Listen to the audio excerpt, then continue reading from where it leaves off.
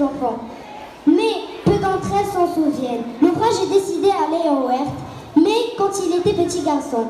Et c'est pour ça qu'on a décidé aujourd'hui de vous présenter le chapitre du business. Vas-y.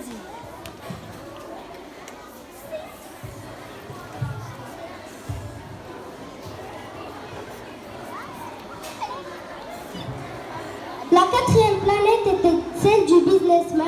Cet homme était si occupé qu'il ne leva même pas la tête à l'arrivée du petit train. Bonjour, votre cigarette est éteinte. 3 et 2 font 5, 5 et 7, 12, 12 et 3, 15. Bonjour, 15 et 7, 22, 22 et 6, 28. Pas le temps de la rallumer, 26 et 5, 31. Ouf, ça fait donc 501 622 731. 501 millions de quoi? Hein? T'es toujours là? 500 millions de... je ne sais plus, je suis sérieux, moi, je n'ai pas le temps à m'amuser à des balivernes. 501 millions de quoi? Depuis 54 ans que j'habite cette planète-ci, je n'ai été dérangée que 3 fois. La première fois, c'était il y a 22 ans, par un Indien qui était tombé, Dieu sait d'où. Il répandait un bruit épouvantable et j'ai fait 4 erreurs dans une addition. La deuxième fois, c'était il y a 11 ans, par une crise de rhumatisme. Je manque d'exercice, mais je n'ai pas le temps de flâner, moi. La troisième fois, la voici. Je me disais... Millions de quoi? Millions de ces petites choses que l'on voit parfois dans le ciel. Des mouches? Mais non! Des petites choses qui brillent. Des abeilles? Mais non, des petites choses qui brillent, qui font rêvasser les fainéants. Ah, des étoiles! C'est ça, des étoiles. Et que fais-tu de ces 500 millions d'étoiles? 501 622 731. Je suis sérieux, moi, je suis précis. Et que fais-tu de ces étoiles? Ce que j'en fais? Oui! Rien, je les possède. Tu les possèdes? Oui. Mais j'ai déjà vu un roi. Les rois ne possèdent pas. Ils règnent sur ces très différents.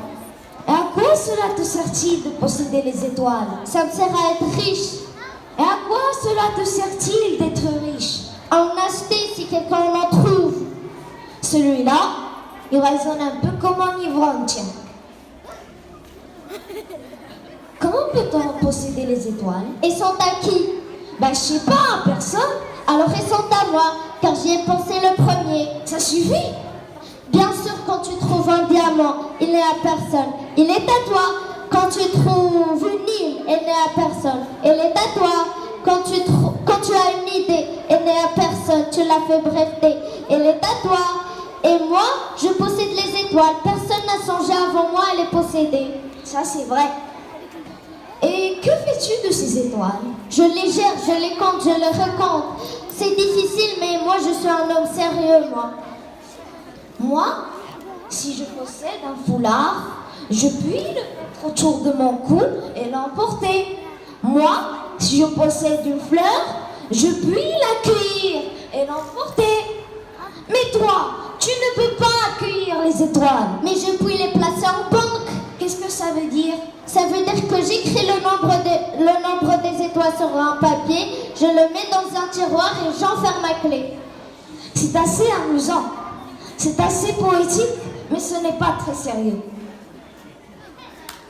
Moi, je possède une fleur que j'arrose tous les jours.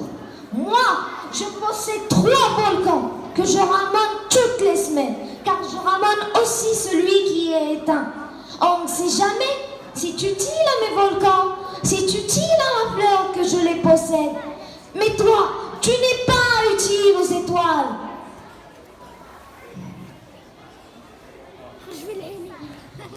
Décidément, les grandes personnes sont tout à fait extraordinaires. Bravo, bravo, bravo.